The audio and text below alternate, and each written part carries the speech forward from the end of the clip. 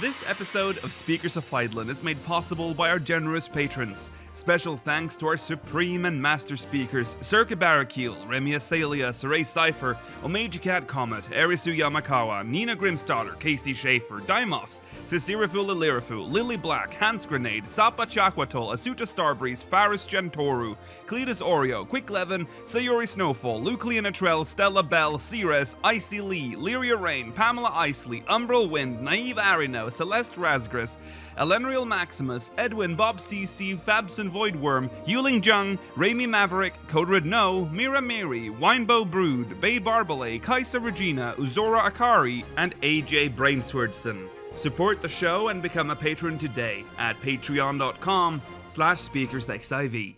Thank you.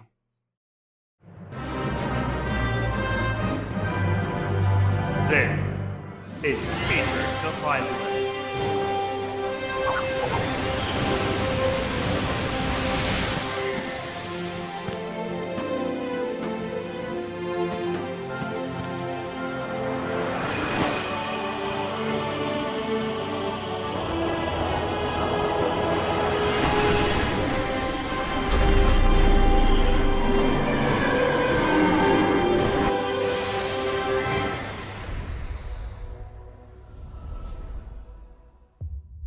Good evening, Ayrshins. Welcome to Speakers of Hydaelyn, episode 197. I'm Lukeil Bravestone, and I'm joined today by... Oh, I can do your close-up today. Georgi Wiston. Oh, can you? And Mela Vanadar. Welcome, everyone. Hi. I'm sorry about my voice. I've caught something. And I don't know what it is, but it is affecting my voice. So, sorry about that, everyone.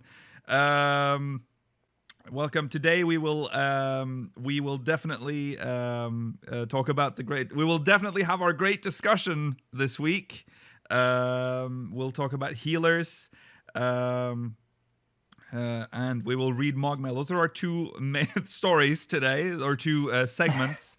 Stay tuned for the post show. We'll be reading questions from the Syndicate, and we will continue our tournament bracket. Dungeons, so stay tuned for that. We will continue to we're counting down for Mela's departure. We are 3 episodes away now.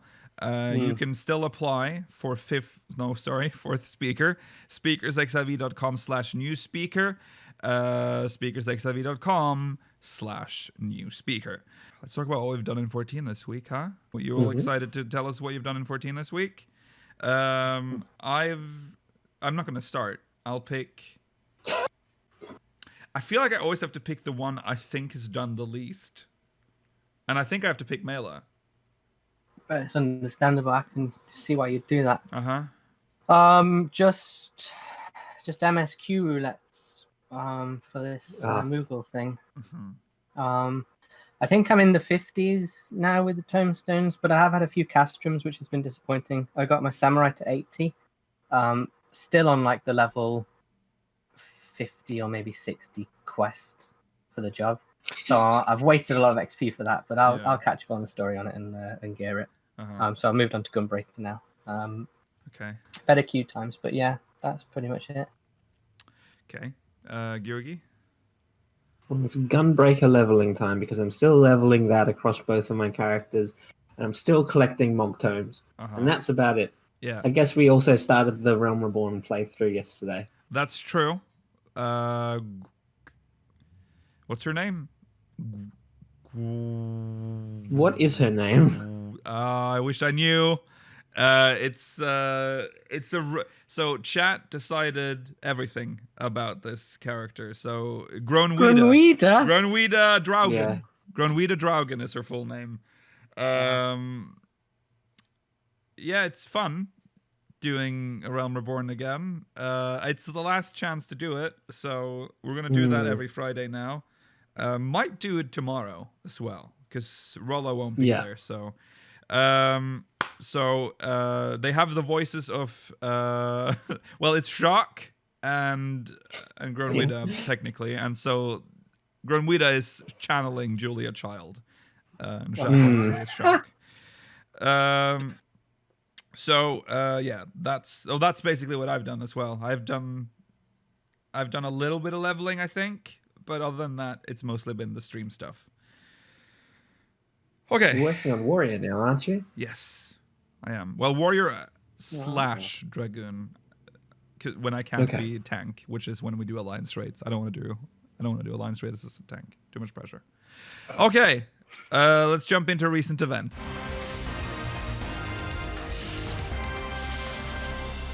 Yes, and we have some interesting updates. I mean, this first update is very interesting. The Final Fantasy XIV EULA was updated recently to account for all the scam stuff that's been happening recently. So they've added a couple of new paragraphs, but they've added like a big bunch at the end. Should I guess I can read it. They say that I can read the whole thing. You may not share your account or login information, such as your Square Enix ID and password, with anyone except your legal guardian, your minor child, or Square Enix. You are responsible for maintaining the confidentiality of your account and login information, even from your friends and family. If you fail to do so, this is added, you may unexpectedly lose access to your account, and Square Enix will not have any liability to you for any loss, damage, expense, or otherwise arising directly as a result of sharing your account or login information. In particular, Square Enix will not be obliged to credit your account with the amount of any Krista or other points or rewards which may have been used by a third party as a result of, and this whole bulk here is added, as a result of your sharing your account or login information. If someone else obtains access to a Final Fantasy XIV service account by use of a user's Square Enix ID and password, the user must notify Square Enix immediately in order to be eligible for any possible remedial action by Square Enix. Square Enix will promptly investigate any claim of a compromised Final Fantasy XIV service account and provide appropriate remedies, which may include adding some unexpired subscription period if the Final Fantasy XIV service account was depleted without authorization.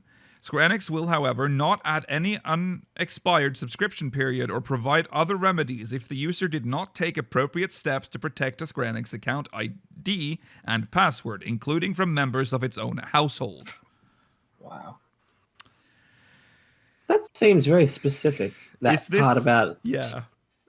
Is this an issue that, like, people's families are, like, messing with their Square Enix accounts? A lot of people are staying at home right now. There might be some domestic, like, disputes that go a bit far, maybe. Like, they hack into each other's accounts and fuck them over. I don't know. It does look it does sound really, like... Even if you've got a one-time password token, your family member can grab it. What are you going to do? Lock it away, hide it?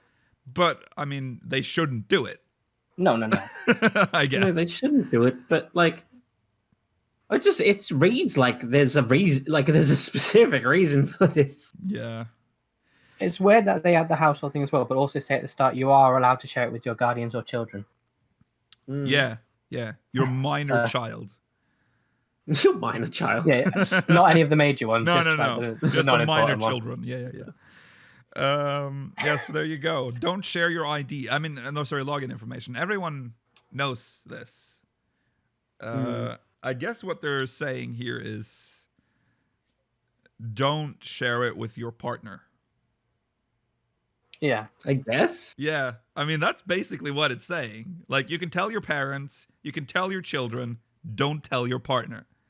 Or if you do tell them and they do something bad, it's your responsibility. Yes, right. Yes. Which is fair enough. Yeah. They've obviously just had a lot of grief about it, so they needed to change it. Yeah. Mm. Right. In other news, the Maiden's Rhapsody has returned to Eorzea. That is the Final Fantasy XI crossover event. Yeah. Iroha, whatever she's called. Yeah. Yeah. Iroha. She's Tenzin's daughter. That's her Right. relation Is she? to Tenzin. Yeah. The Maiden's Rhapsody, which is the special Final Fantasy XI collaboration event, will be returning to Final Fantasy XIV. Participate and discover what strange twist of fate brought a hero of Vana'diel to our realm. Now, this is the, I guess, kind of sad part is that if you've already done this quest when it was out, you cannot do it again. Makes That's not sense, fair, but you know. If you wanted to experience it, you can't. You can make it More an 11. And yet another little bit of 11 is leaking into our world. Yes. Very odd. Yeah, 11's on the move. I wonder how Suzaku would respond if she was to meet her. Oh yeah, that would be interesting. Obviously not going to happen, but No. Do we know? Well, yeah, it's heavily implied that Tenzin is 11's Tenzin. So, I mean, it's heavily implied, but it's also tenuous enough that they can just say it. If they decide it to be the case, they can just not make him the same person. yeah, that's true. How long ago was the Tenzin story thing? He's quite old. Yeah, it's like I don't know. It was a while back. A very long time. I thought it was ago. 1,000 years. Yeah, so it's... And you're saying that's his daughter? Huh? Yes. She came from another world. She came from another world. She's still around and stuck on our world as well, by the way. Yeah, so saying that they're not the same people, different worlds, doesn't really make any sense because we know world hopping is canon, and world hopping will fuck with time as well. So yeah, that is definitely possible. So let's move on to the MogStation. There are some new optional items, and there's a Fantasia sale going on. The Kingly Peacock mount and Peacock attire has been added to the MogStation. And if a new outfit alone simply isn't enough, we're offering 30% off vials of Fantasia for a limited time, allowing you to change every aspect of your character's appearance, including race and gender. It's the perfect opportunity to try out a brand new look. Well, I should mention that it also allows you to change your hair if you're a hot yes. Oh, yeah. Get a haircut. Yeah. Okay. Yes, that's true. That's true. That's so sad. Finally, you can get a haircut cheaper than normal. There's the Peacock mount. Yeah. It looked quite nice. It does look quite nice, but I like that it has a button to open up the tail feathers. Apparently. Yeah. Is it like an emote kind of button, or is it like a permanent change? I imagine it works like any other mount action, but I have not bought it, so I can't speak from experience. I'm a little bit done with the MogStation. I don't know. I feel like, especially during this drought, them adding in a $24 mount seems a little bit much. And I mean, the mount's kind of like, okay, looks quite nice, but the outfit, I'm not a big fan, and that's expensive as well. Yeah, the outfit as well, and it has, can I say it, a stupid hat. It has a very stupid hat. It has that hat that I've been talking about before. The little thing on top of the head. I hate them so much. They're so ugly. And here it is again. You can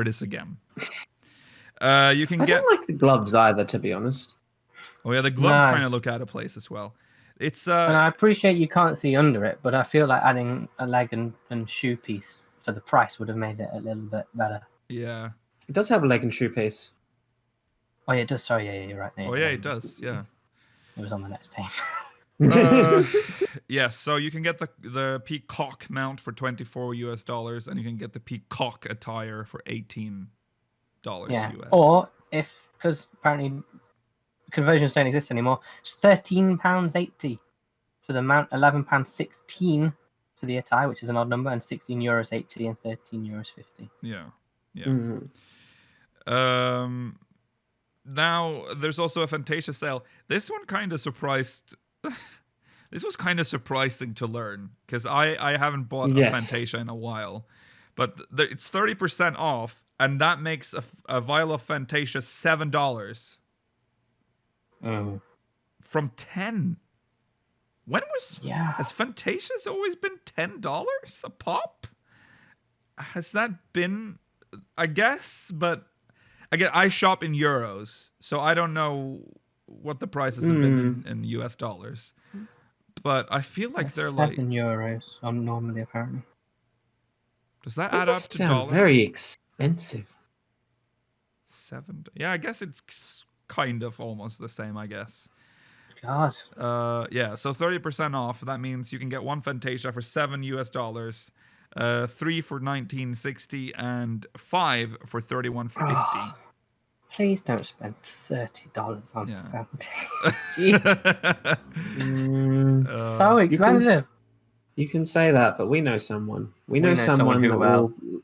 But who it will puts it into shift- perspective, doesn't it? Yes, it What, does. Yes. what that person has been paying. That is a lot of money. That is a lot of money. Mm, Down the drain. Consider that person changes appearance sometimes 3 times in the space of an hour. Yeah. Jeez. Yeah. That's wow. I once had... I mean, we're not mentioning names, but this person once had just Fantasia'd, and they were like, "Oh, I'm gonna cosplay as something," and I'm like, "Okay, they're gonna get the gear, and then that will be it." Logs out, comes back in, has Fantasia'd, and it's like, "Aha, I'm this person." I'm like, "Cool." 5 minutes later, Fantasia'd back. Oh. What are you doing?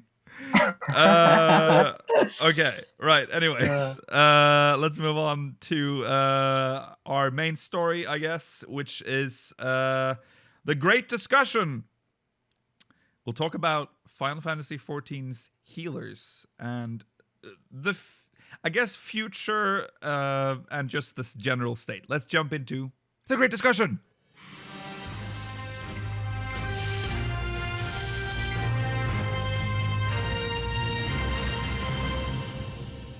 Oh, scary thing to talk about. People don't like it when we talk about roles. But I think it's quite interesting to talk about. Yes, it's based on an article by posted on Massively OP. It's called Wisdom of Nim, Final Fantasy XIV's Healer Problem and How It's Kind of Unsolvable. We'll use that as a basis for our discussion today. So I think I will have to read it. Right. I'll begin now. I quite like Final Fantasy XIV's healers. I really enjoy both Scholar and White Mage, and considering that this expansion is one in which I'd really prefer doing anything other than playing Summoner, the former is saying something. While there were some road bumps early on, healing has settled into its groove for the expansion, and aside from the people still salty over Dancer not being a healer, it's mostly a non-issue beyond that fact. It's mostly a non-issue beyond the fact that, the game works like it does. Conventional wisdom at this point is that the next expansion will include a new healer, since we haven't had one since Heavensward at this point. But this also seems like a fine time to bring up the overarching issues that healers do have in Final Fantasy XIV. One that sometimes still crops up when you discuss healers, especially among progression-minded players. And one that's not altogether an issue you can solve, so much as one you can approach differently. Because, there's the healer issue. It's just part of the game. First and foremost, let's establish a basic rule for the game as it exists now. Healers heal damage and throw in some supplemental DPS. This is not really up for debate. Outside of Savage Progression, no one's going to criticize exactly how much damage a healer does, but every single healer has DPS spells and space to use them in an average dungeon run. Damage is not your primary focus, but it is there, and you're meant to make use of it. This is entirely true to other games in the franchise, wherein every single healer has other things to do because otherwise a quarter of your party, or a third of your party, has nothing to do if no one is hurt. This is foundational. Healers heal first and deal damage second. But there's always a point when the healing is done. The thing is, though, well, there's a problem with that. See, while the acquisition of gear and power makes every job better at its role, healing becomes better at the same rate it becomes less necessary. Let's use an entirely made-up example. Assume you have a static party that always does the current end tier of normal rating together. At the start of the tier, the boss takes X time to kill and deals Y damage to the tanks. You kill it, you get your rewards. Flash forward to the end of the tier, with your entire party decked out in the current top-end gear. As a result of all this work, each DPS player deals 10% more damage, each tank takes 5% less damage and deals 5% more, and each healer deals 5% more damage and heals for 5% more. From the standpoint of a power increase, everyone's getting better at about the same rate. But let's think about this for a second. Based on all these changes, your party-wide DPS has increased by 60%. That means a pretty significant reduction in time to kill the boss, meaning that the boss has less chance to deal damage, which is also reduced by 5%. So you're quite easily looking at a fight that takes half as long and doesn't hurt as much, meaning that you'd have an easier time healing, even if healing hadn't gotten stronger too. If all you were supposed to do, this would be a problem. Fortunately for the game's design, this is a problem with a built-in solution, allowing you to now push your damage further by spending less time healing and more time doing damage. Except, that mostly comes down to meaning that you can now more consistently spam your one damage spell on the boss. And therein lies the actual healer problem. See, on the other hand, healers are not DPS. They contribute very meaningfully to the overall damage dealt, but their primary function is always to heal, rather than deal damage. For that matter, many boss fights have phases in which healers are explicitly being pushed to maximize healing, like the phase transition at the end of Orban Monastery, or the absolute zero spam portion of the Shiva fight. You don't want to make White Mage worry about maintaining Enochian along the way there a la Black Mage. On the other hand, there are portions of these fights, often large ones, in which healers wind up with a paucity of things to do. That's a nice word. Spamming Broil isn't inherently more interesting than spamming Physic, to use an obvious example, and healer toolkits are very easy to set up to give you good chunks of time in which you can devote yourself to doing damage. Shouldn't be spamming Physic. This problem is compounded by the fact that, well, there are lots of healers who are not very good as healers. You don't really want to encourage the I'm green DPS dude to not pay any attention to actually healing the tank, especially when his assumption is that the tank will last just fine into 3-digit HP based on nothing more than thinking it'll probably work. Better to lean too hard on healing over dealing damage then. Except, there are also people who can absolutely do that just fine. I personally know many healers who routinely let my health drop to half as a tank, and I'm in no real danger along the way. It's like the difference between watching a parkour video and acknowledging that a human being can do that, or assuming you can do that. Thus, the healer problem. Healers do not need to be healing all the time for a variety of reasons, which means that they can make use of their damage spells. But those spells are generally rather flat and utilitarian, which makes things boring once again. But giving healers more damage or more elaborate rotations causes more friction on the other end of gameplay. The reason I noted this was kind of unsolvable is that you can move the needle, but the same problems are still there. Increasing incoming damage more to force healers to heal more is not permanent. Creating more elaborate DPS rotations takes the focus off of healing and encourages worse healers to cause larger problems. You nudge things, but you always are nudging things. We were told at the start of Shadowbringers that, functionally, healer changes were aiming at healers being meant to heal. That makes sense because it helps bring all three of the healers into the same basic space in terms of how they are designed. Before diversifying further, you want to bring basic efficiency into a comprehensible baseline and get everyone accustomed to what the core toolkit is meant to be. I'm hopeful that the next expansion and our new healer does expand things a little. The Blood Lily mechanic itself seems like a test run for how this could work, giving more damage options for focusing on healing. The inverse would work well also, making your heals bigger the more you invest in damage up to a point. It's a space to explore more. But to a certain extent, there's always going to be a trace of this issue in the game. Healers have stretches wherein they are mostly DPS, but they can never actually be DPS. All you can do is nudge the direction of where the proper balance lies. Oh. Woo! Well, Good point.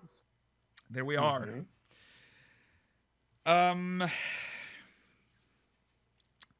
We're okay, so I agree with a lot of stuff that's being said here. This has been like, healers have changed a lot since A Realm Reborn. Not necessarily in a good way, but there are things that are good and bad about the changes that we've had over the years. We started out as just White Mage and Scholar, which was kind of the era of the stance healers, where we had a bigger like DPS toolkit, but we stance or whatever. Yeah. The end of Heavenswood, but I understand what you're well, saying. I stanced from the beginning. Cleric stance No, was no, a no. skill. No, I know that. I'm just saying that it was still existed when Astrologian was added. Oh yeah. Sorry, yeah. Well, I didn't say it stopped. I mean, it carried on into Heavensward, and then Shadowbringers is kind of where stance ended, right? Am I mixing yes. Yeah. That's correct. Yeah. Some people like miss stance dancing healers. Let me just ask you, Jürgen, do you miss stance dancing? No, that is one of the changes that I am happy that they changed.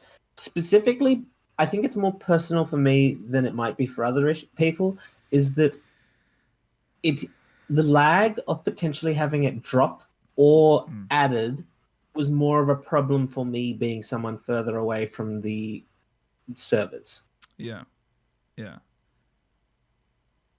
I don't miss it, because I also remember like forgetting that cleric stance is on, you're DPSing a big, like something's happening, like a major a HP drop occurs. You think you press cleric stance, you don't, you miss the button or whatever in the panic, and you start healing, and your heals are like shit, and you wipe, and everyone can see that the healer had cleric stance on. Now that was the greatest shame back then. That's one of the things that I did miss about Lustrate from A Realm Reborn, is that in A Realm Reborn, Lustrate was a flat 25% heal. Yeah. Now it's a potency heal. Now it's a 600 potency heal. Yeah. In Heavenswood, which is when it became less appealing to use it. Yeah. What do you, Mela? You're not technically a main healer, but you do have played healers. Yeah, for the most, I'd call myself. I'll be one of the bad healers in this scenario. All right. Because it causes me more stress than the other roles. Okay. So, how do you feel about DPS as a healer? I don't know. I do it, and I remember. I don't know if Astrologian still has the dot, but I remember feeling like I needed to maintain. Was it combust or something? I needed to maintain that. Yeah. And like try and put it on every enemy and whatever. But I always made sure that healing was the main focus. Okay. Yeah. If I wasn't comfortable with keeping the HP up, I'd never DPS. I'd just ignore it and leave it for the DPS. But I don't know. It's like I usually feel like I've got enough to do. Like now. Yeah. Right. Whenever I play, because maybe I'm just like lower geared, so it's more difficult or something. But I get that, at some point you're going to be in a dungeon where, like, scholars in Sastasha, where they can just use EOS or whatever. Yeah. And they're doing nothing. They should be doing something, right? Yeah. That's true. Scholar up till probably Brave Flux maybe is very, very boring. Yeah. Yeah. It is. Yeah. That is kind of the problem I have, because I feel like we had with Shadowbringers, they said that they were gonna focus more on the healing. Like, healers will heal now. That's their focus. So they basically just ripped out most of our DPS skills. Like, Scholar probably took the hardest blow. Yeah. Yes, I believe we also. Like, I'm getting confused because of the fact that I played Arcanist yesterday, so now I'm wondering whether Scholar still has miasma too. Yeah. It feels if it doesn't. It feels if I only have one dot. Yeah. I think you only have one. Yeah. Yes. Same as me, same as I have, and same as White Mage, and same as the Astrologian, right? We all have one dot each now. Yes. They've become more uniform in the DPS department. We're all kind of the same. We have one AoE, we have one dot, we have one spammable skill, and then we might get something else if we're lucky. In fact, they all have something, but they're all conditional. Yes. While before, I remember, because even in White Mage's storyline, like very early on, they tell you that you might be a healer, but you are expected to also deal damage. That's like a key point in the White Mage storyline. Ironically, I remember, because I know we still have those skills. They just turn into like glare for some reason in Shadowbringers. Yeah.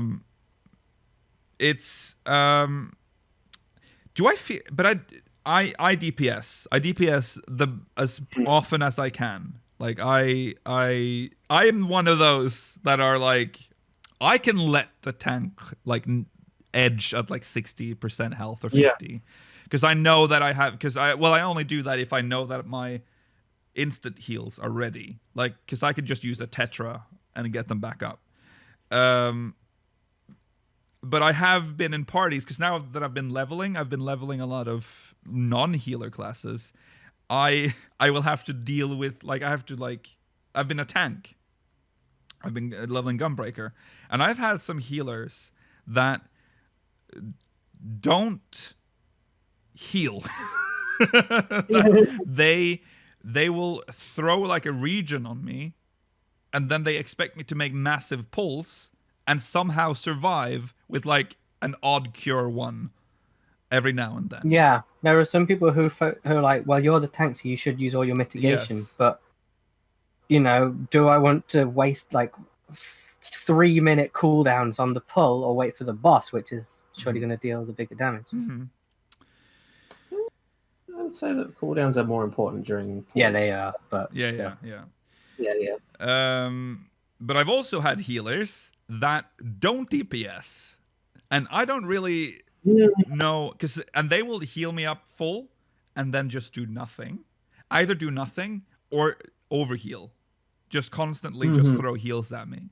And I think that annoys me more, because at that point I feel like they're not even trying. Like, there's no effort here. You are just spamming a button. You can almost hear Netflix from their computer. And I don't know if that's just a leveling thing, but I feel like a good healer is a healer that knows like when to heal and when to do damage and how much and how long. I've encountered a lot of good healers as well. I'm not going to say that I've just encountered bad ones, but you remember the bad ones. You remember those. Yeah. There's like a reticence to play outside your role. Like, as the tank, you'll expect to be healed, but whereas the healer, maybe you'll expect the tank to just mitigate, and you can focus on whatever. And like, the DPS will DPS, so you don't need to bother. Mm-hmm. But you should just do whatever you can to make the dungeon faster, please. Yeah. Normally, in a randomly duty-finded or pugged group, as a healer or a tank, you can get a sense. It's easier as a healer because you're in control of how much damage people are taking to a certain extent. Yeah. You get a sense for how comfortably you can let a tank's HP drop before you need to heal. Mm-hmm. You can generally start to understand whether they're mitigating correctly or not, and you account for that in how you heal. Mhm. So because of that, it makes it easier to DPS. And when you see people not doing it, can be Yeah, because that's an interesting thing because that's kind of what they're touching on in this article is when we have the downtime and the time to DPS, there isn't much we can do. We have flat DPS skills, and there are 3 of them, like 3 or 4. I have glare, the dot, I can dia, and the Flatus misery. I think I only have 3. I only have 3. you have hold. Oh, Do you want more? Like, what do you want now? Do you Good want old holy. chains? do I want what? And you also have Do you have a want like size. chained A skills? size. Oh, Or- actually, I also have a size. Yeah, that's true. A size. I have 2 really good AoE. I believe white mages currently have the most DPS skills Yeah, of any. I'm hero, actually if I quite. remember. Yeah, that's true. I am actually quite privileged as a healer because I have a lot of DPS skills, though. And also I have a DP. Can we just talk about how good a size is? Because a size is perhaps It's amazing. the best skill for like a healing skill ever. Because you regain MP, you heal nearby allies, and you damage all enemies in range. It is such a good skill. Does it regenerate MP? It still does that, right? Yeah, I feel like they were trying to like meddle with it, but no, don't touch the size. It's so good. Also has a very cool animation. Yes, but I think. Well, let's talk about Scholar, because Scholar used to be the class I was always jealous of, because you always had like a bigger DPS toolkit than I had, because I only threw rocks. Yes, let's go back to Heavensward when I had 4 dots. I used to have 4 dots. One of them was a cross-class skill from White Mage, but that was still 4 dots, and I was able to spread those dots with Bane up through Stormblood. Besides that, I also had Miasma 2, so I had an AoE dot. Art of War is cool. I slam the ground with my hand, but it does not. It's very unsatisfying. Yeah. It is instant cast, but so was Miasma 2. I had Shadow Flare. I could drop an AoE damage on the ground similar to a ninja or a Dark Knight. And then consider the fact that in Stormblood I got dropped from 4 dots to 2, and then in now I have 1. Yep. And at the start of Shadowbringers, I didn't have energy drain. It's true. Yes, Chad is also pointing out that I had a few dots as well. I could use Arrow 1, 2, and 3 at the same time back then. That those days are gone. I miss Arrow 3. I miss having like Arrow 3. AoE dot. It's looked cool too. Yeah. But if we're looking at what they've done to healers now, because all the way up to Stormblood, I feel like they were supporting the like DPS healer stance that they had back then with the stance dancing. Someone said in chat that stance dancing or cleric stance was removed? Was it removed in Stormblood? I think. Okay, so that's okay. Sorry. That's when Okay, so I guess Stormblood sort of marked the beginning of the end of that type of healer. Where do you think we're going now? Like where are we going in 6.0? What's happening to healers then?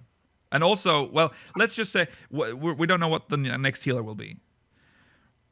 If there will be one. We don't even know if there is a healer coming. I think people will be very angry if there is not one. Yes. They did say that they wanted to like balance out the healers before they added a new one. Do you feel have we reached that point now? I mean, we have, because they're all pretty much the same Yes. functionally right now. Yeah. Yeah. That's sort of the thing we've lost with this, is that the personality of all the healer classes, or the 3 healer classes that we have, are kind of gone. They've the Astrologian kind of lost its cards. They're there, but they're like hollow copies of what they once were. A Scholar doesn't have, like, you use Asuna instead of Leech. Like, it's you're using White Mage skills. Also, pet skills are now on the GCD. Yes. Oh, yeah. Yes. So maybe White Mage is the only one that kept its, because that was the I would base say- healer, I guess. I would say White Mage is in the best spot right now of the 3 healers. Yeah. And I think that if they were to expand upon the Blood Lily system and find not the same, but something that that they could adapt to Astrologian and Scholar moving forward, that would be interesting. Mm-hmm. I just worry that will not be the case. Yeah. Because, okay, so something that I've been thinking about right now, White Mage has a Flatus Misery. It's an AoE. Yeah. Similar to Xenoglossy? Is Xenoglossy an AoE mailer? Yes. No, the foul is the AoE. Foul is an Xenoglossy AoE. is single target. Right.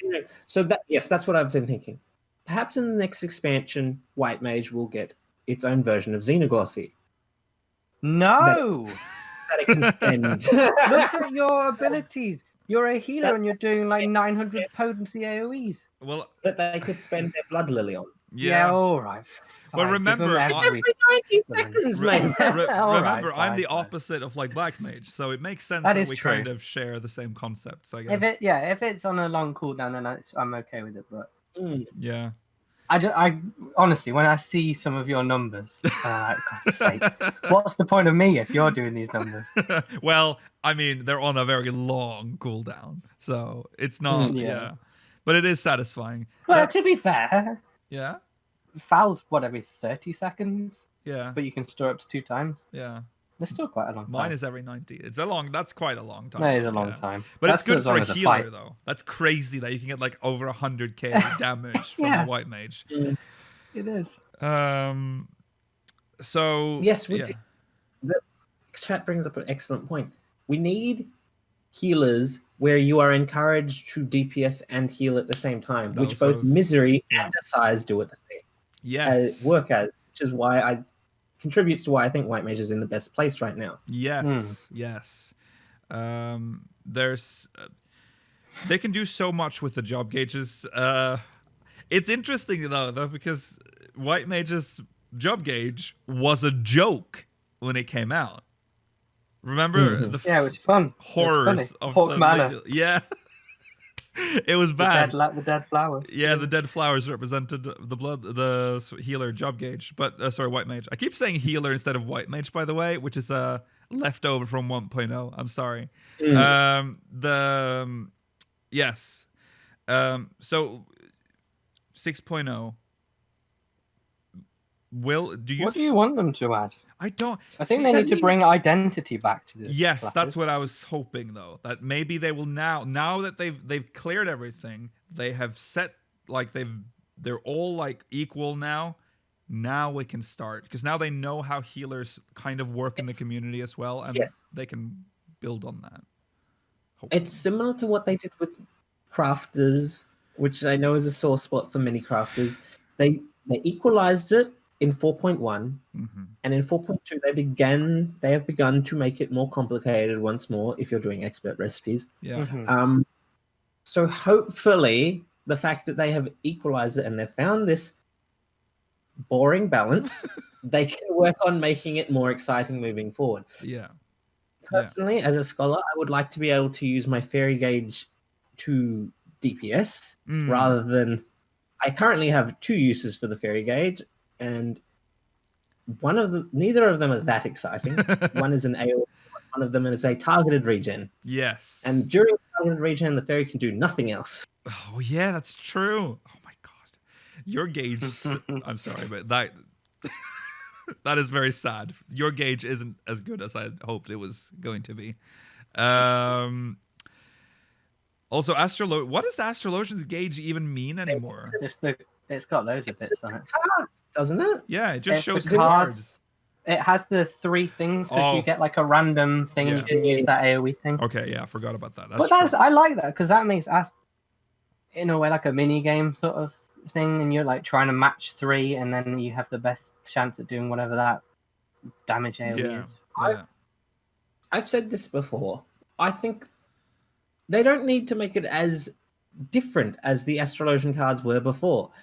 They can just make it so the 2 of them increase straight out damage, 2 of them increase spell speed, and 2 or attack or skill speed, and 2 of them increase crit rate.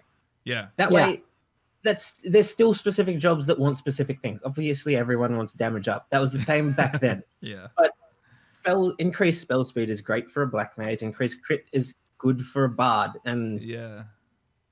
Yeah, Yeah. I miss the old cards.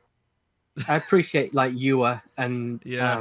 Spire weren't amazing, but you know when you were focused with a boosted arrow or whatever as a black mage, Yeah. it was awesome. Yeah. It was Yeah. way better than just getting like a 5% damage increase or whatever it is now. Yeah. I don't know if they would always. I don't know if they would always go for the damage up card because you would still need to get 3 of a kind to be able to use that skill that Astrologians have. Mhm. Yes. That I can't remember the As name you can of. tell, we're all very we play Astrologian a lot, as you can tell. Mm. It's the only healer I've. Is mine 80? Surely not. I don't know. Hope not. Divination thing. Divination. Yeah, there you go.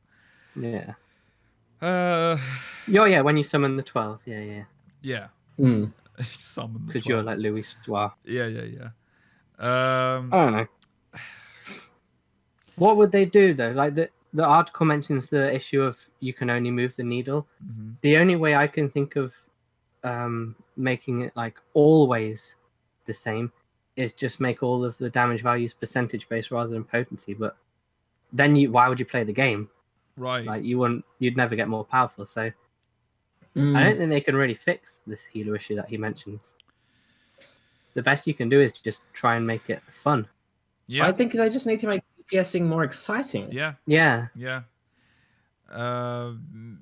Bring that encourage it. RNG.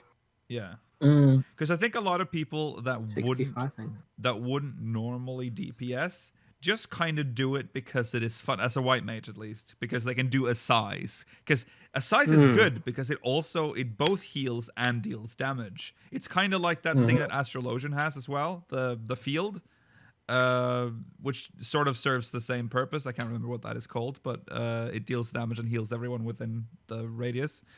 Not as fun as a size, of course, but Earthly Star. But yeah, stuff like that. Earthly Star's cool. Yeah. See, that's another thing that makes me sad about Scholar is we don't have something exciting like either Misery or Earthly Star. Right. Yeah. Let me Fairy. Let me what? Did you say? Okay. Right. Okay. All I right. can already double it up to increase my healing. Why can't I make it explode to do damage? Oh, poor Celine / EOS / whatever they are, because it doesn't seem like it matters. Also, yeah, that's another thing. They even took the personality away from your fairies. Like they're just glamour now. Yeah. Oh yeah. Give dissipation damage. Make it explode when you use dissipation. Then there's even more reason to use dissipation. Yeah. That could work actually. That would be pretty cool. But then you would have to like place your fairy. Like it sounds like a little bit of a how Find your pet place. classes should work. You have to place Earthly Star. It's fine. Yeah, that's true. That's a good point. Is actually. click a button and click on the floor. Yeah. Why Yeah. is it? I What know is that this this- attitude? But I actually agree with Mailer on this. I It's- agree. Okay, that's having fine. Having to move the fairy to organize where this explosion would occur, it does not bother me. I forgot the fact that you can easily move your fairy around. I thought about the didn't they change the pet hotbar? I thought they maybe remove the option to move your pet. They've removed certain things, but not. You can still choose where the fairy is. Okay, Thankfully. all right. Okay. Yeah. Make it more fun. Give personality back. Encourage DPSing. Because again, the problem before was that you had all these DPS spells. I feel like I can relate with the people that didn't want to DPS more with the system, the old system, because there was this button to put you in, and now you were like committing to DPSing, and now you also had this like wide toolkit of like, okay, I have like 3 dots, and I have 2 damage spells, and I have 1 AoE. Like, there's a lot of shit to deal with, and then you have to heal on top of it, and you have to like remember when to change stance back and forth. I understand that. Nowadays, though, if you're a pure healer, you're not. I think we can all say you're not playing the job right? That the game is literally telling you that you have to, at least when there is downtime, do something. Don't just stand there. Most healers will have gone through the Conjurer class quests. Yeah. And that is level 10 or 15. It explicitly tells you that you will need to DPS in addition to heal. Yeah. Obviously you do. Otherwise, how are you going to defeat the enemies that you have to do in your single-player duties as a Conjurer? Right. I think this applies to DPS as well, and tanks, every job in the game. If you're in a fight and you're not casting something, you're doing something wrong. ABC. You should always be doing something. ABC. Yeah. Always be casting. Yeah, it's yeah. I think I agree. Is there anything to add to this? I think we all agree on this. Yeah. Make it fun. I don't think the issue can be fixed like he described very easily. No. But well, make the best of it. I feel like it can be. No, I don't think it can. It's because that's. As long as the game's fun, it doesn't matter necessarily, though. No, that's true. Unfortunately, sometimes it's not as a healer. No. Yeah. Encourage DPS, and DPS will happen, I think. And also, like, don't like, if you're starting as a healer, don't play healer with like this idea that I'm going to be a pure healer, because a pure healer in this game means that you also DPS. That's the game you're playing. Your 14 requires you to DPS. I'm again, after Shadowbringers and Stormblood, I don't agree with people that say that they just heal. They're pure heal. They're pure somehow. No, you're not. Not if you're not DPSing. That's part of your job. I disagree with them, but I can sort of understand where they're coming from in this expansion, simply because not exciting that's for true. the most part. That's true. It is boring, but it is part of the job. You can't say that it's important. Not. Yeah. Okay. Right. Conclusion. Make it fun and encourage DPS. I think I've repeated this point like 5 times now. Okay, anything else to add? I was trying to think of a way to make Astrologian fun again, and I was thinking of being able to turn cards into DPS, but they already do that. It's just they only do it for other people. Yeah. So yeah, I'm still trying to find a place in the Astrologian's toolkit where you could add more DPS for them. Yeah. If you're an Astro, please make suggestions. Yeah, Astrologian is so far away from me. I can't even imagine how to like make Astrologian better. I got sort of bummed out when they changed the cards so much, because that was the one thing that I thought was really cool about Astrologian. It was both the good and bad thing about Astrologian. I'm not going to forget the fact that the cards were a problem as well, which is why they clearly couldn't solve it. So they just changed them entirely, technically removed them, and just put them back in as like. I think they went too far in the other direction. Yeah, they did. Yeah. Okay. Well, I of course worry about 6.0 because my job has been having a good time in Shadowbringers and Stormblood, and I fear what's to come because Stormblood? well, at the end, not launch, Okay. not launch. Launch was dreadful. Launch was funny. Yeah, it was awful. But it was good by the end. And I felt like this is my expansion. Shadowbringers, hell yeah. Misery, oh yeah. But then 6.0 is gonna they're gonna cut me down. I'm gonna be the shit class again. I'm hoping that you get your single cast Misery. I hope so too. Okay, right. End of great discussion. We can move on. MogMail. Let's read some. Yes. You've sent in a lot, so we have a lot of MogMail to read. So let's jump into that if I can find it. MogMail. Come here, little Moogle. Moogle. There it is. You found it. Yeah, I see it. It's coming over It's coming over the. What the frick? I can't do a Moogle noise. There it is. It's coming over the hill there. That's it. Come here, Moogle. Oh, there it is. Moogle.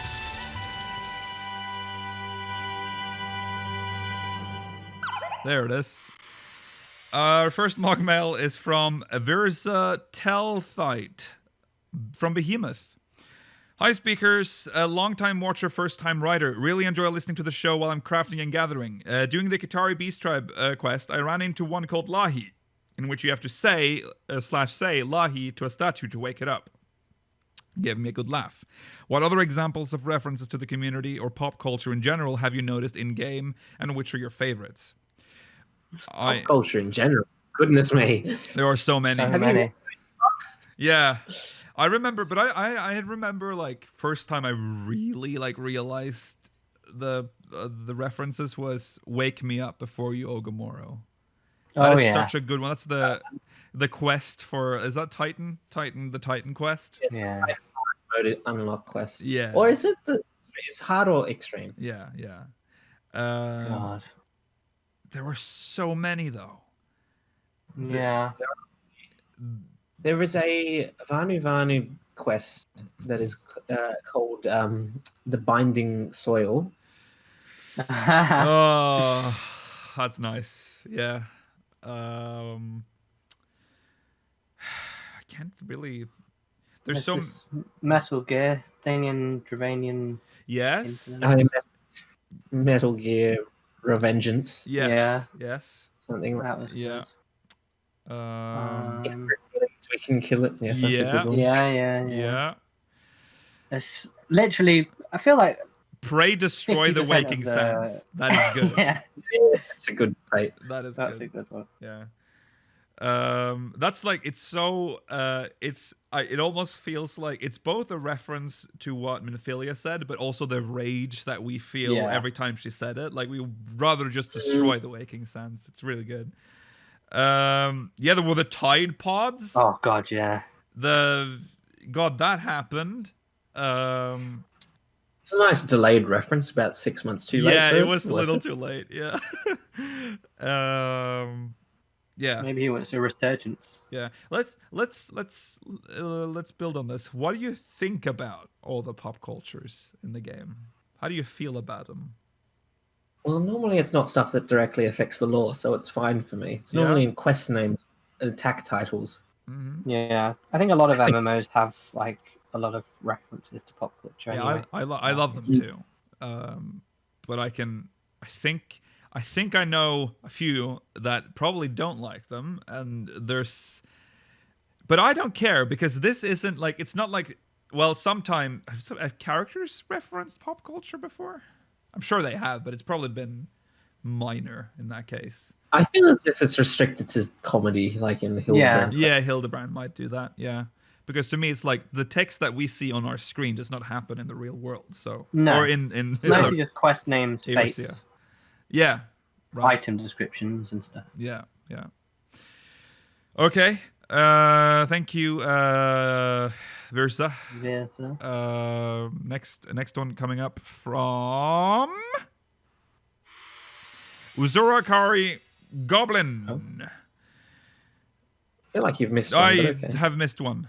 I've missed one, and I can't get up. But okay, we'll read this one first. Yeah. So there's so here's a question that I have that's already been discussed, and so here's a question that may have already been discussed, and if so, feel free to ignore. I've recently been going through Encyclopedia Eorzea for the first time, and something struck me on the section regarding the 12. It says the 12. It says scholars don't know exactly when the worship of the 12 began, but they know it at least was during the Allegan Empire. Considering what we know about Emet-Selch's connection to the Allegans and the potential connection between the Ascians and the 12, is it too much of a stretch to say that Emet-Selch imitated worship of the 12, or do you think people were aware of them even before the Allegan Empire? I don't think any of the current lore has expanded upon the history of 12 worship since, but I could be missing something. This is interesting because I think there's a detail here that's missing, and that is the fact that when it became an empire, they outlawed like worship of the 12, like that. They Allegans. Well, they didn't outlaw it. It just disappeared. They just stopped worship because they believed in the person and not the gods. That's interesting, though, depending on what the relation... Because Emet-Selch would clearly hate the 12 if our theory that the 12 are the people that summon Hydaelyn. Maybe he tried to, like, steer them away from worshipping the 12 in fear that might help their case. We don't know what happened to the 12, so I don't know. But it is interesting that at some point... the Allegans, which they worshipped the 12 so much that they had like little stones with their symbols on them that they would collect and have in their homes, and then they suddenly stopped, like all of a sudden everyone just stopped worshipping the 12. That's a bit... That must have been when he came along then, that right? Because he didn't raise that empire, he just took over at some point. He influenced it. He influenced it. That's quite compelling, actually. I don't think assumedly it existed before the Allegan Empire, but I don't believe we have any evidence of 12 worship before that. Of course, the biggest problem I have with reconciling the fact that they worshipping the 12 prior to the Allegan Empire is Menfina's symbol. Yeah, Menfina's symbol is... But Koji Fox apparently kind of confirmed that was a mistake that they had made. Okay. Well, he didn't say it outright, but he said, don't think about it too much. Yeah. Because, obviously, when the Allegans worship Menfina, it would just be the moon and not the lesser moon. But maybe they're fake. Who knows? Maybe all the stones were fake. That's why Menfina had the lesser moon on it. I don't know. Yeah. They changed it to reflection in the water. Yeah. Was that what they said? Okay, so that's what it is now. All right, there you go. They solved it. Okay. Yeah, because we've seen icons of the 12 on structures in Az's Law. From like a cathedral, presumably from Mericidia. So even in Mericidia, they were worshipping the 12 in some capacity. That's so interesting, because they do not in Orthard. And I'm sure that is endlessly exciting for you. That's weird. That's because Orthard does not make sense. I've said this before. Orthard to me doesn't quite make sense. Like all of the rest of the world follows a set timeline. They all have like the same pinpoints, like they all experience something at the same time. Orthard, we were just here twiddling our thumbs. We were in our little bubble. I mean, I don't know why Orthard is suddenly is so, and it's connected to the continent, by the way. Yeah. So Authard makes me upset. I don't like Authard. I'm upset that they didn't put more, more effort into like incorporating Authard into like the three great continents history. So excited for when we get to the New World and they also don't worship the 12. But we don't know I that. feel like the New World might be more believable though, because they'll be like tribal, I reckon. Yeah, New World makes sense, Georgi, because New World is detached. I know. I agree, but so is Mericidia. That is true. That is true. That's a good point. Isn't Mericidia just full of dragons? And Yeah, stuff? yeah. It was. I don't know how many dragons are left. I assume there's still many. There have to be people because they worship tree gods, and there were also the people that worship Sophia that were clearly. That's true. Yeah, see, but I want to. Like, I also want to okay. mention.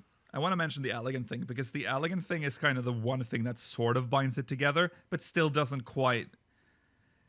I don't know. The elegant thing felt weird to me as well. I don't know. I don't like it though, because whether like they worship the 12 and then they stop, but also the Allegan Empire stretched the entire world, including Authard and Mericidia. So if afterwards that's how the Mericidians came to worship the 12, whatever. But that would mean Authard would have to. But Authard was Also- just like this weebified zone where they worship Kami and everything. And it's like, well, you don't need that. You can call them primals if you want. It's fine. Yeah. It's fine. So, the Mericidia had to have worshipped the 12 beforehand because that like cathedral that Authard, yeah. no, not Yeah. Authard, Allegan lifted up to Aziz La Yep. had to have existed beforehand. Yeah. So yeah, that was Why and does it also by the time Mericidia was taken by Alag, surely Emmet has already changed society at that point, because that's capturing Mericidia was like one of the last goals of the Empire. Yeah. So I would be Bahamut and Tiamat come from Mericidia. yes. Yeah, that's where he became the primal Bahamut. Yeah. So I would be more inclined to think that Authard would have had more traces of the 12, because that was quite early in the Allegan Empire's conquest. Yeah, I wonder what pre-Garlean Ilsabard was like in terms of 12 worship. Oh yeah. We really have no concept of faith in Ilsabard. Seems like I've just Well, one would assume they were originally 12 worshippers, because they started out like close to where Eorzea was founded, and then they moved out. there So might they- still be pockets of it here and there. I don't know. Yeah, I don't know. That is where it's outlawed, right? You're not allowed to worship what they call icons in. Only No. under their rule though. Right. But Yeah. there was a time before But the that. Republic of I mean, Garlemald was probably more lenient. They probably allowed that. Yeah. Yeah. Mm. Which again points to maybe Emmet Selk has like he wants to suppress the 12, which is why he's so focused on that. Because he puts the 12 in the same category, right? Gaius does, but I mean it's all probably propaganda that the Emperor has decreed that all icons, even the 12, are icons. So maybe that's again his tactic to like try to make him like just low tier primal bullshit, so that we don't wake them or whatever. Because That's so interesting though, because Emmet Selk, if that is the case, then Emmet Selk is very much against summoning primals, yeah, whereas La Habrea is not. That's true. They did encourage it. It's just their strategies are completely opposite Yeah. of one another. I guess. I mean, I can understand that because they seemingly didn't like each other, but it is just an interesting takeaway from that, if that Yeah. is the case. Yeah. Yeah. I wonder. We talk about the 12 again. I want. 12. I just want like something about the 12. Just don't let this be one of those plot like things in the We were realm that expecting you more about the 12. never touch on. That was what we were hoping for from this expansion. Yeah. What do you feel if we got to the end of 6.0 and we still knew nothing about the 12? Oh, don't. I mean, I would be sad, but I wouldn't be surprised. I feel like it's one of the things that they just want to like leave and not talk about. And I feel this would have been their opportunity to like explain the 12. but Remember, the current plotline could lead into an explanation of the 12 yes, that's true. if the convocation is in some way related. So don't be too fearful. It's just Have a Yeah. little bit of hope. yeah, I do have hope. There's Mhm. it played such a big part of the story, but the problem is that it was a big part of 1.0 story, 1.0. which I constantly feel like Yoshi P is trying to push away from. But then again, he said this is the expansion where we close all, like we finish that story. We finish Yeah. the story here. The 12 Yoshi P, where are they? Who are they? And who are they? Yeah, I don't know. I don't know if it's Yoshi P or the MSQ writer. I don't know. I don't know who's in charge. I'm just blaming the head of the game, which is Yoshi P. Yeah. Every time I say like I'm blaming the it's Yoshi P, it's CEO Yoshi P, for it. I don't mean literally Yoshi P, but he is sort of the face of the game. He is the one I must Yes. talk to. I don't know the Yeah. names of everyone who works on this game. But yeah, so yeah, I hope we get more. I had this because again, 11 and 14, they tried to make them kind of similar, and I believe in 11 I've talked about this before, but I just have a feeling that the 12 might just be sleeping, like they're in like a slumber somewhere. Maybe after they had summoned Hydaelyn and the world shattered, the Zodiac people woke up somehow, but the Hydaelyn people did not. That might have happened, and then the Zodiac, the Asians, are now trying to like make sure that they never wake up, because that's their only chance to like destroy Hydaelyn through also all the rejoinings. I don't know. We'll see. That's real tinfoil, but That is yeah. okay. That's maximum tinfoil, but But it's also fairly possible. yeah. But what if we're a 12 and we have woken up? Because we Why are is no one Because else? we're Roshan. We are Roshan. I'm not going to say we're not, but whether we are or not, why would... It's heavily implied at this point that we are an ancient, right? And we were Yes. probably one of any of them. We could have been one of the 12 or the 13. I don't know, but we are one. I think it is implying that we are the one that both left the left the 14 and then left the convocation as well. Yeah, I think that's probably us. So why are we around?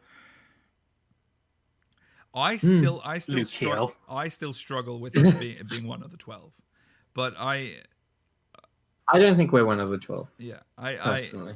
I think the 12. I am more on the 12 summoned. Hydaelyn is more likely, which is why their names are like persisted, like they're still like around on Eorzea to this day. They didn't wake up when Louis Suat tried to summon their strength. He didn't finish the ritual. We now know later that he actually did that on purpose because he knew doing that would probably destroy the planet. So, But Suat did finish that ritual. so, but yeah, well, he didn't. It wasn't this exact. Like, it's not the same magnitude Papalimo. as what Louis Suat Leave did. him alone. You'll never let him rest him. Yeah, but the thing is, he knew he would fucking like cause more damage than Bahamut if he summoned. That's them. true. So there must be some massive ass power at play here, even like that. That is more powerful than Bahamut, and Bahamut was quite powerful, quite powerful. Right. Okay. We could have talked about. We can talk about the 12 for hours, but we kind of have to read more MogMail. So let's move on.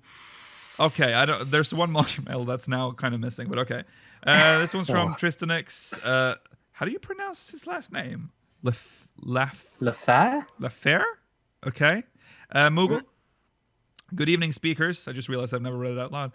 I'm not sure if this has been noted or discussed before, so here it goes. Eden's verse 8, where we fight Shiva Hydaelyn. Reen implies that when Hydaelyn split the world, all living things, and Zodiac, she also split herself between the shards. Each platform represents a shard, and each has a smaller Hydaelyn crystal on them. After the ad phase ends, the platforms are still on the background, and each still has a smaller version of Hydaelyn crystals, implying that the shards that are left still harbor a piece of Hydaelyn herself. I'm not sure how many platforms there are on the last phase, haven't counted them, but I'd assume the amount likely is the same as how many shards are still left. I'd love to hear your thoughts on this. P.S. Your automata when undecided, Trista. Even worse that you put automata in brackets. Not going back to the original there, Jesus. Well, because the rejoining kind of brings Hydaelyn back together as well. I think the idea is that she is split, but she's also one consciousness. Like, that's the impression I've got. Always watching on all shards. Yeah. So she Like is Santa. on the first. Yeah. Interesting. She must love it on the first. Yeah, that must be like, oh, It's hell so yeah. light. Some She's light like, in here. The light, though, because she tried to stop it. She only, I think she only tried to Yeah. stop it though because it would prevent the rejoining by doing that. Because I think she's safe when she's split. I think if they rejoin it all, she's in one place, and that's how they're going to try and get rid of her. That's probably true. Wasn't the idea that if the first became entirely encased in light, it would be as unusable as the 13th? Oh yeah, there's that too. Possibly, but what happens to the piece of her in the void? Is that still there, or did that rejoin with her? I don't know. I think she's more scared of the other shards closing and her being put back together. I think Hydaelyn's mind messing with her. I don't think she's good. I've never, since Stormblood, she's started to be implied as being a little bit, not necessarily what we thought. I wonder if this is just they are trying to make us think this, like so doubt. Because again, all of the stuff that we've learned so far about Hydaelyn has come from Emmett Selk. Yeah. On the other side of the fence here, he's kind of her enemy. So, and the stuff that happened. Well, I do remember the Stormblood, like the end of Stormblood. Yeah, we discussed it on this show.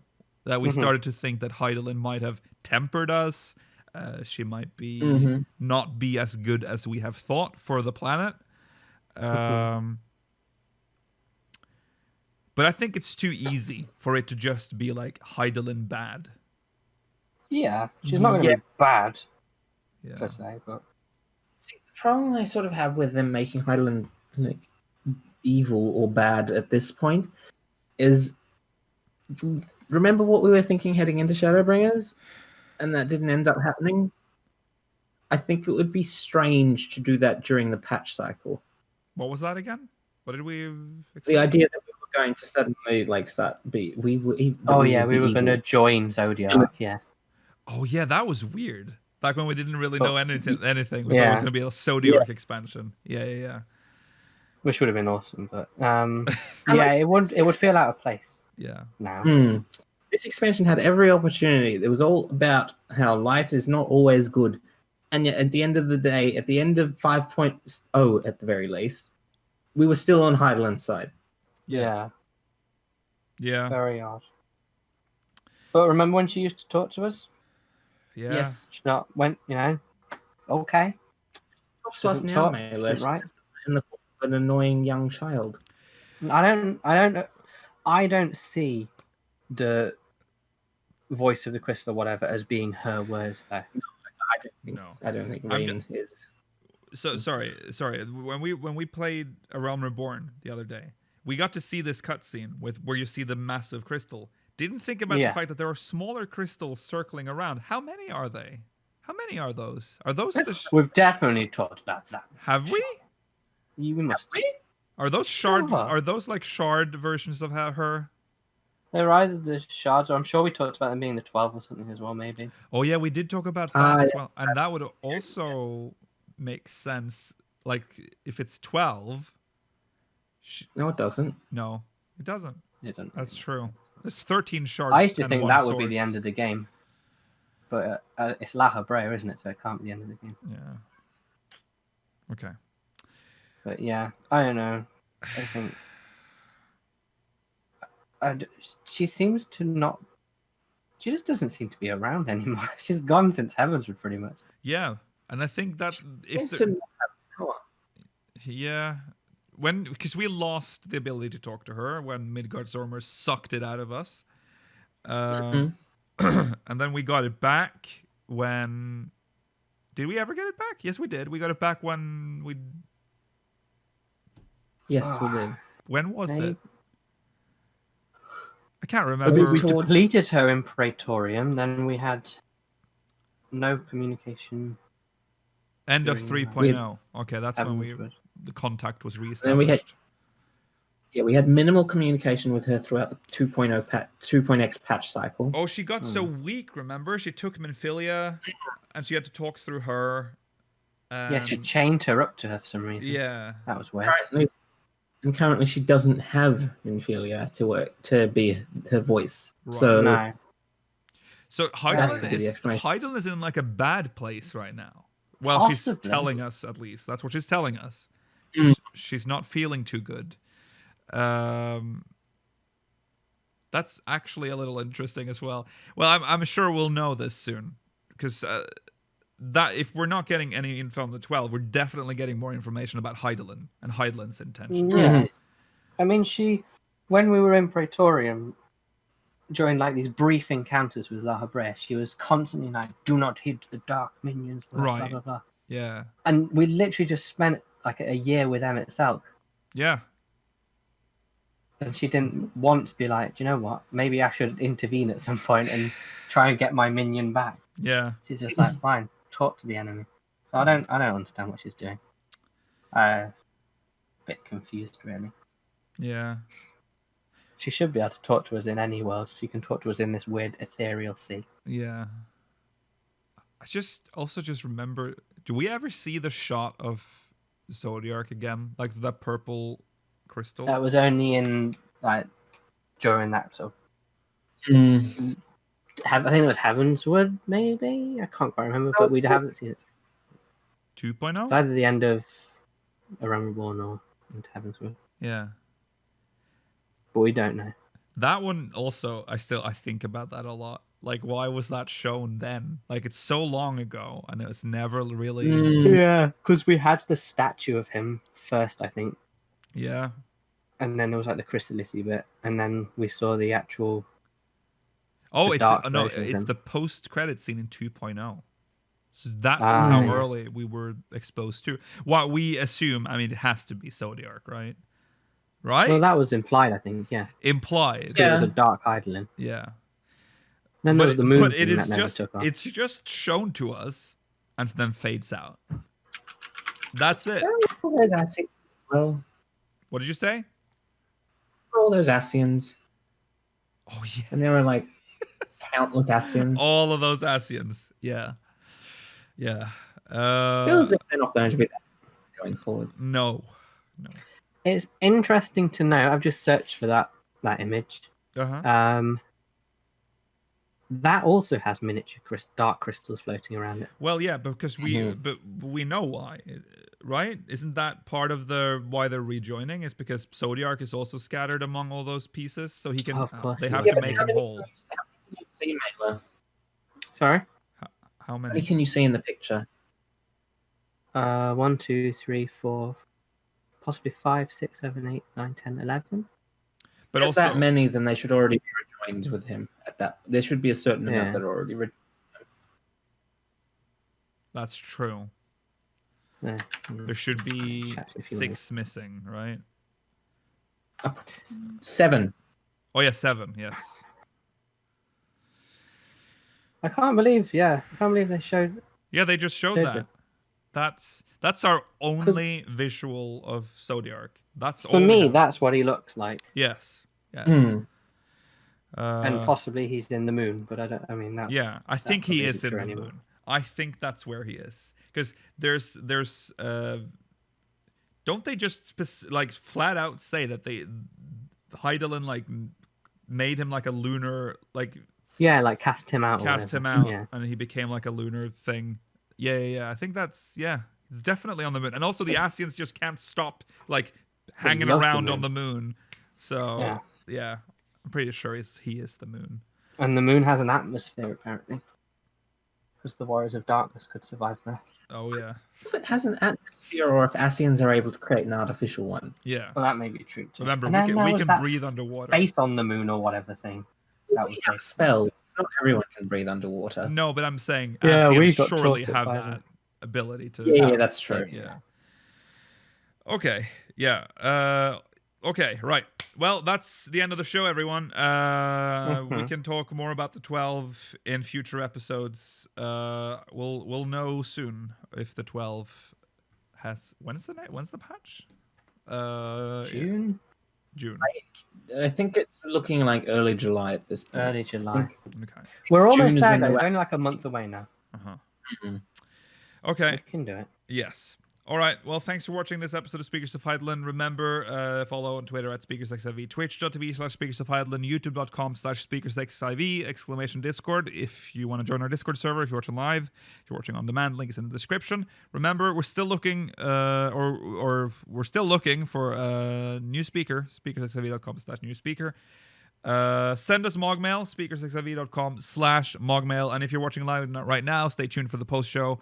We'll do questions from the syndicate and the music tournament. Bye. Goodbye.